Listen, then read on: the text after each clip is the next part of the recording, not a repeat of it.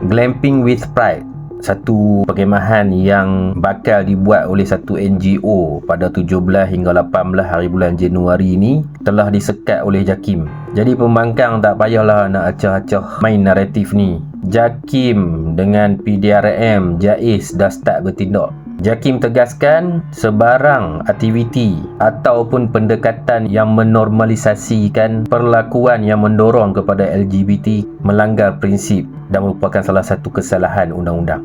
Dia termasuk di bawah peruntukan Akta Kesalahan Jenayah Wilayah-Wilayah Persekutuan 1997 kurungan Seksyen 25 serta Kanun Keseksaan kurungan Seksyen 377A, 377B, 377C dan 377D yang memperuntukkan kesalahan berkaitan dengan luar tabi'i. Menteri Agama YB Dr. Zulkifli Hasan tak akan berkompromi dengan segala perlakuan dan amalan yang jelas bercanggah dengan agama Islam. Tindakan akan diambil kepada mereka yang melanggar ketetapan ini demi menjaga kesucian agama Islam.